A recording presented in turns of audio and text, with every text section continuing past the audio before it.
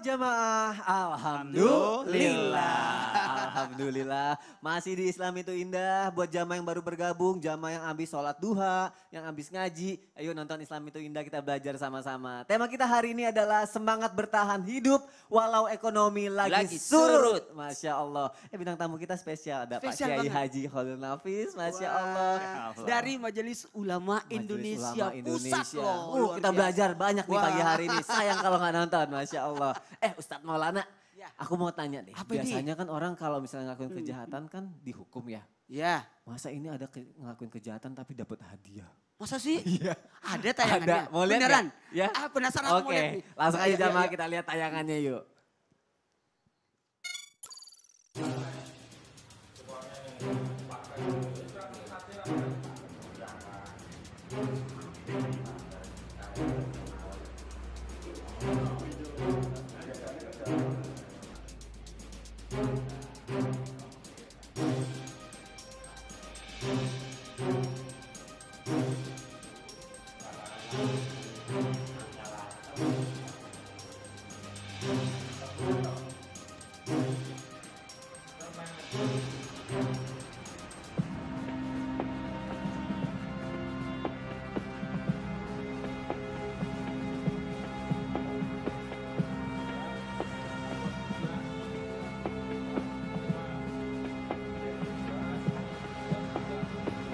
Jadi pelaku asal inisial N, umur 41, adalah seorang pemulung.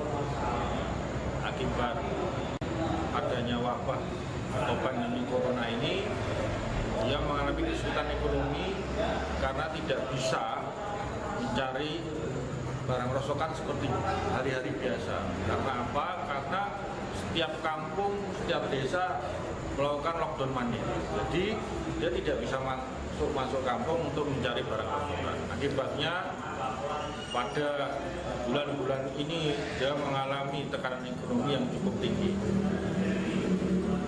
Yang pastinya dengan tekanan ekonomi yang cukup tinggi itu dia tidak bisa menghidupi keluarganya.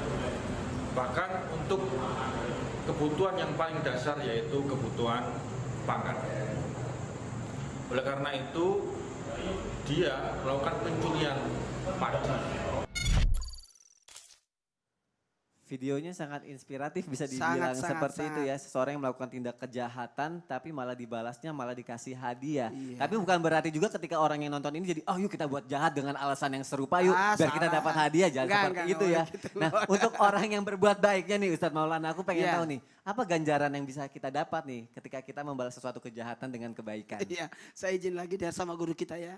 Mohon izin kepada semuanya juga, saya sebelum saya komentar dulu membahas tentang yang tadi membalas keburukan dengan kebaikan, saya acukan jempol ya kepada kepolisian yang luar biasa. Masya Jadi Allah, jangan luar pernah biasa. berprasangka polisi itu sebenarnya mengamankan. Jangan sampai ada yang nanti diselesaikan ternyata ada permasalahannya.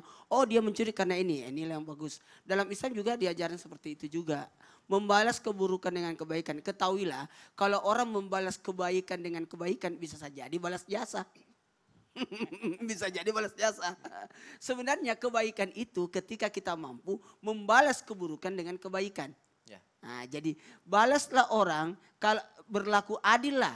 Nah, tapi adil berlaku ihsan lah. Nah, kalau berlaku zalim itu dilarang. Berlaku adil lah itu yang tepat. Tapi alangkah lebih luar biasanya kalau berlaku ihsan. Apa itu? Membalas keburukan dengan kebaikan. Meskipun itu susah sebenarnya Ustadz dilakuin ya. Sangat-sangat susah karena rahmat Allah sangat dekat dengan orang yang berbuat baik. Masya Allah. Sangat. Jadi dikatakan orang itu akan dapat rahmatnya Allah. Jikalau engkau bisa berbuat baik. Rahmat itu luas. Rahmatnya Allah luas. Luas banget.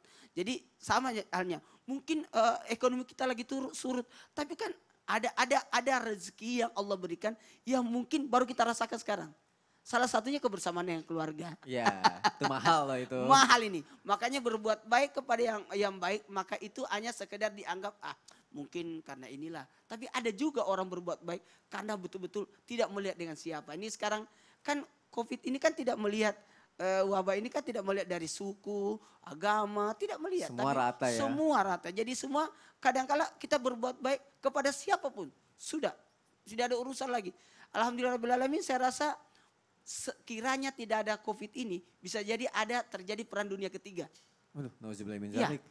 Adanya konflik yang di Iran, konflik-konflik lain ya. konflik negara dengan negara. Tapi karena ini sekarang saling bahu membahu, Semua jadi berhenti saling konflik bantu. ya. Jadi kita ambil dari sisi positifnya, dari atas apa yang terjadi. Nah, maka mohon izin kepada semuanya, kalau kita berbicara kebaikan, ayo tolonglah orang yang berbuat jahat padamu. Bagaimana caranya? Cegah dia berbuat jahat. Masya Allah. Ya, jangan kamu menimbulkan kejahatan sehingga memancing orang berbuat jahat. Tolonglah orang yang berbuat jahat kepadamu sehingga Dengan orang itu tidak berbuat jahat, jahat. lagi. Berarti bisa dibilang dengan cara kita membalas dengan kebaikan adalah orang itu sadar ya, oh ternyata Iya. masih banyak kebaikan yang harus kita lakuin Iya, lagi ya. Nabi maaf kita ambil pinjam kisah Rasulullah. Ini Nabi disimpankan kotoran di depan rumahnya, malah Nabi balas dengan kebaikan. Kan? Masya Allah. Justru banyak orang masuk Islam. Semoga gara-gara semakin banyak orang yang seperti itu Iya. ya Ustaz Maulana. Terima kasih. Pengennya sih. Iya. Pengennya. Pengennya begitu, cuma pengennya kadang sih. ya Allah itu gunanya kita belajar pagi hari nih. Tapi aku minta Makanya, pendapat lagi makanya. nih sama Pak Kiai nih. Dengan seperti video tadi ganjaran apa ganjaran yang didapat nih buat orang yang membalas kejahatan dengan kebaikan Pak Kiai, boleh ditambahkan? Tadi disampaikan Ustadz Maulana, saya Ya. mensyarahi saja, menjelaskan. Oh, iya. Ada Ustadz Maulana. Saya menjelasin saja, jadi syarah menjelaskan. Boleh, Pak Tadi Kiai. dengan ihsan, antuhsina liman asa'a ilaik. Kita berbuat baik kepada orang yang berbuat buruk kepada kita.